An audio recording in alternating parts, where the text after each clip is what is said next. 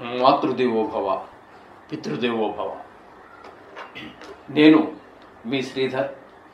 నా cell number 9295909819. ఇప్పుడు మనము ఆగస్టు నెల 1వ తారీఖు నుండి 15వ తారీఖు వరకు ఈ 15 రోజుల పక్ష ఫలితాలు, గోచార ఫలితాలు ఏ విధంగా ఉంటాయనేది సశాస్త్రీయ పద్ధతులు తెలుసుకునే ప్రయత్నం చేద్దాము. ముందుగా ఈ 15 రోజుల్లో వచ్చేటటువంటి విశేషమైన పండుగలు కావచ్చు, విశేషమైన దినాలు కావచ్చు, అవి ఏంటనేది ఒకసారి తెలుసుకునేటువంటి ప్రయత్నం చేద్దాం. ఈ 15 రోజుల్లో మనకి ముందుగా వచ్చేటటువంటిది 8వ తారీఖున వరలక్ష్మి వ్రతం వస్తుందండి. వరలక్ష్మి వ్రతం తెలుసు కదండి మీకు అందరికీ కూడా.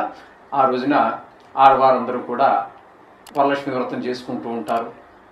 బంగారం కూడా వీలైతే లక్ష్మీ రూపు కొనుక్కుంటారు. లక్ష్మీదేవి ఆ రోజు ప్రసిద్ధి. అక్షయ తృతీయ రోజు ఎలా అయితే కంపల్సరీగా బంగారం కొనుక్కుంటారో, అదేవిధంగా ఇక్కడ ఈ వరలక్ష్మి వ్రతానికి కూడా లక్ష్మీదేవి యొక్క రూపు కొనుక్కొని అత్యంత భక్తి శ్రద్ధలతోటి స్త్రీలందరూ కూడా పూజ చేసుకుని అక్కడ ఆ దేవత పూజ దగ్గర ఆవిడ మెడలో వేసి ఆ లక్ష్మీ రూపుని తదుపరి తీసుకుని తన మెడలో వేసుకుంటూ ఉంటారు. ఇది ప్రతి సంవత్సరం చేస్తూ ఉంటారు. ఒకవేళ ఎన్ని సంవత్సరాలైంది మ్యారేజ్ అని తెలుసుకోవడం కోసం కూడా ఆ మెడలో ఉన్నటువంటి లక్ష్మీ రూపులు లెక్క పెట్టుకున్నట్టయితే ఇన్ని సంవత్సరాలు అయిందని వాళ్ళకి క్లియర్గా చెప్పేస్తూ ఉంటారు. ఇది ఒక చాలా భక్తి శ్రద్ధలతోటి వాళ్ళు చేస్తూ ఉంటారు పూజ, స్త్రీలందరూ కూడా. మగవాడిది ఏం లేదండి, దీనికి సంబంధం మగవారికి అయితే ఏ విధమైన సంబంధం లేదు. దాన్ని ఏం పెద్దగా పట్టించుకోరు. అంటే భక్తి శ్రద్ధతో పూజ చేసుకుంటారు, నమస్కారం పెట్టుకుంటారు, తీర్థప్రసాదాలన్నీ మామూలే. అంటే ఇది కేవలము స్త్రీలకు సంబంధించినటువంటి ఒక పండగ. ఇది ప్రతి శ్రావణ మాసంలోనూ కూడా వచ్చేటటువంటి పండగ. ఇకపోతే 9వ రోజున రాఖీ పూర్ణిమ అని చెప్పేసి ఆడపిల్లలందరూ కూడా మగపిల్లవాళ్లకు అన్నగా భావించి చేతులకి కంకణం కడతారు. అది కూడా చాలా విశేషమైనటువంటిది. వీటి గురించి వివరంగా చెప్పుకుంటూ పోతే చాలా పెద్ద ఎపిసోడ్ అయిపోతుంది. కానీ ఏంటంటే ఇక్కడ ఇది మహాభారత కాలం నాటి నుంచి అక్కడి నుంచి ప్రారంభమైంది ఈ రాఖీ పౌర్ణిమ. శ్రీకృష్ణుడు ద్రౌపదీదేవికి వస్త్రాభరణ సందర్భంలో వస్త్రాలు ఇస్తూ ఉంటాడు చూడండి. దానికి ముందు ఒకానొక సందర్భంలో శ్రీకృష్ణుడికి గాయం అయితే అందరూ ఏదో బట్ట కోసమో మందుల కోసమో పరిగెడుతూ ఉంటే అక్కడ ఉన్నటువంటి ఈ ద్రౌపదీదేవి తన చీర కొంగుని చింపి అక్కడ రక్తం కింద పడకుండా శ్రీకృష్ణ పరమాత్మ కొడుతుంది. ఆ సందర్భంగా అక్కడి నుంచి ప్రారంభమైనటువంటి ఈ యొక్క రాఖీ పండుగ అనాదిగా ఆనాటి నుంచి ఈనాటి వరకు వస్తూ ఉన్నది. అందరూ స్త్రీలందరూ కూడా చిన్నపిల్లలు, పెళ్లి కావాల్సిన వారు, పెళ్ళి అయిన వారు కూడా అన్నదమ్ములు ఉంటే వాళ్ళందరూ కూడా కట్టించుకుంటారు. ఒకవేళ సొంత అన్నదమ్ములు లేకపోతే కూడా పెద్దనాన్న పినతాల పిల్లలు కావచ్చు, పక్కంటి పిల్లలు కావచ్చు, వాళ్ళ చేత కూడా వాళ్ళకు కూడా ఈ రక్షాబంధనం కడుతూ ఉంటారు. ఎందుకనంటే ఈ రక్షాబంధనం అన్నకి కట్టడం ఎందుకంటే మనకి భారతంలో మనకు తెలుస్తుంది ఏమని, భర్తలు కూడా ఆమెకి వస్త్రాభరణం జరుగుతుంటే ద్రౌపదీదేవికి ఇచ్చిన మాట కట్టుబడి చేయలేక కాదు, అసమర్థత కాదు, కొన్ని నియమాలకు కట్టుబడి ఆమెను రక్షించలేకపోతారు. ఆ దౌర్భాగ్య స్థితిలో చూసినటువంటి శ్రీకృష్ణుడు తను నేనున్నాను అని చెప్పేసి కాపాడతాడు. అంటే అక్కడ కొన్ని విషయాలలో భర్త కంటే కూడా అన్న తమ్ములు చాలా ఎక్కువ అనేటటువంటి ఒక సందేశం వచ్చింది. దాన్ని ఈనాటికి కూడా మన హైందవ స్త్రీలు, చిన్నపిల్లలు దగ్గర నుంచి పెద్దవాళ్ళ వరకు అందరూ దీన్ని పాటిస్తున్నారు. చాలా ఆచరించదగినటువంటి పండగ, చాలా విశేషమైనటువంటి పండుగ. దీని గురించి కావాలంటే మనం తర్వాత ఎపిసోడ్ చేసుకోవచ్చు. ఈ విధంగా మనకి రాఖీ పూర్ణిమ 9వ తారీఖున వస్తున్నది. అలాగే 11వ తారీఖున తీసుకున్నట్టయితే రాఘవేంద్ర స్వామి ఆరాధన. రాఘవేంద్ర స్వామి వారు అంటే తెలుసు కదండి మీకు. మనకి హిందూ సాంప్రదాయంలో త్రిమతాచార్యులు అని చెప్పి స్త్రీ అంటే మూడు ఆచారాలు పద్ధతిలో ఉన్నాయి మనకి. ఏంటి? అద్వైతము, విశిష్టాద్వైతము, మధ్వాచార్యులు ఉన్నటువంటిది. మధ్వాచార్యులు అదే రాఘవేంద్ర స్వామి. ఈ 3 ఆచారాల్లో రాఘవేంద్ర స్వామి ఒకరు. ఆయన మనిషి వేరు, దేవుడు వేరు ఒకటి కారు అని చెప్పినటువంటిది, ద్వైతం వేరు అని చెప్పినటువంటిది, రెండు రెండే, ఎప్పుడూ మనిషి దేవుళ్ళో కలవడు అని చెప్పినటువంటి ఆ మతానికి సంబంధించినటువంటి విషయం. దాన్ని ఆయన ఆరాధన ఉత్సవాలు సంవత్సరం ఒకసారి చేస్తూ ఉంటారు.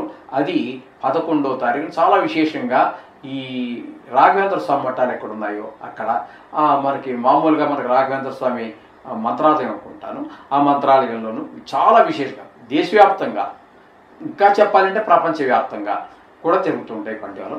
ఇది కూడా చాలా విశేషమైనటువంటిది, తగినటువంటిది, ఆచరించదగినటువంటి మతాల్లో ఇది ఒకటి. ఓకే, ఇక్కడికి 11వ తారీఖు అయిపోయింది. ఇక 12వ తారీఖు సంకష్ట చతుర్థి, సంకటహార చతుర్థి అని కూడా అంటారు. మనకి ప్రతి నెలలోనూ కూడా వస్తూ ఉంటుంది.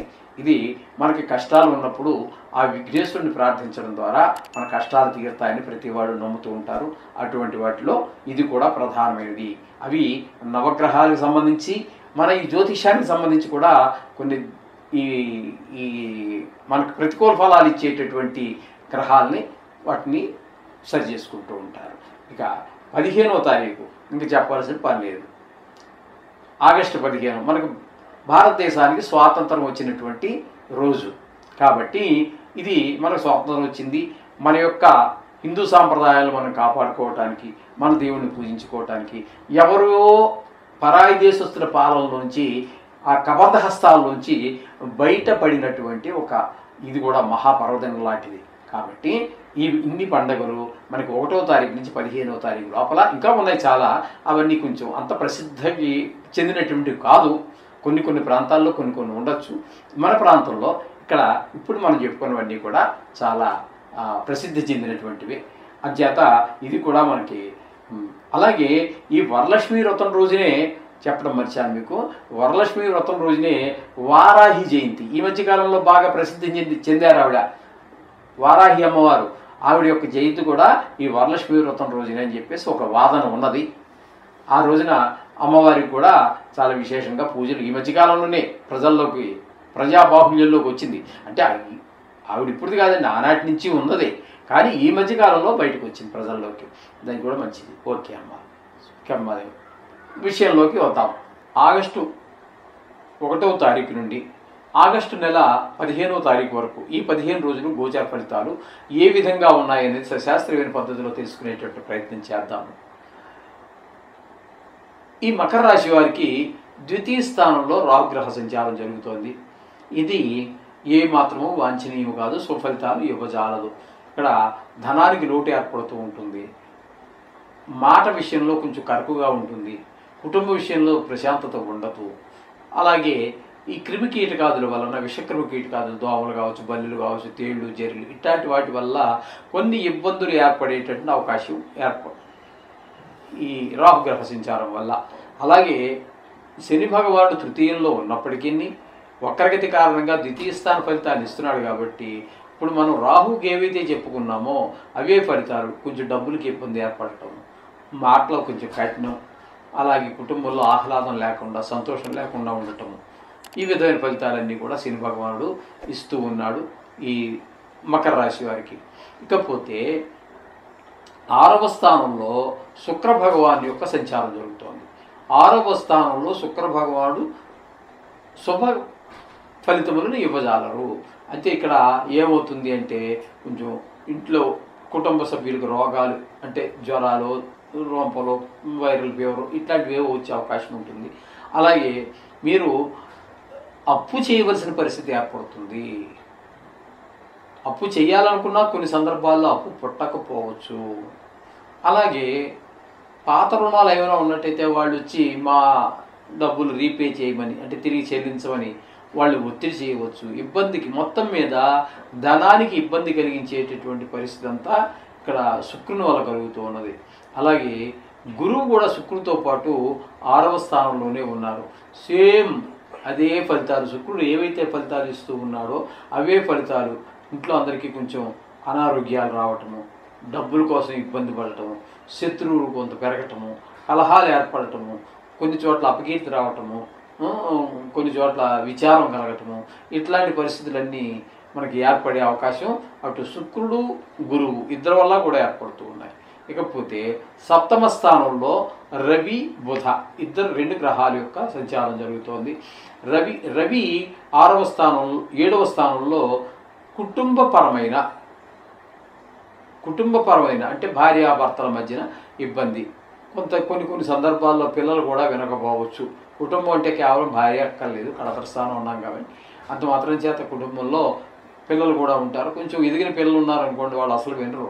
ఆ విధంగా పరిస్థితి కూడా అక్కడ మనకి 7వ స్థానంలో అభిప్రాయ భేదాలు వచ్చే అవకాశం ఉంటుంది, అనారోగ్యాలు వచ్చే అవకాశం కూడా ఉంటుంది. ఇకపోతే బుధుని యొక్క సంచారం 7వ స్థానంలో జరుగుతోంది. ఇక్కడ అయితే 5వ తారీఖు వరకు వక్రించి ఉన్న కారణంగా 6వ స్థాన ఫలితాన్ని ఇస్తున్నాడు.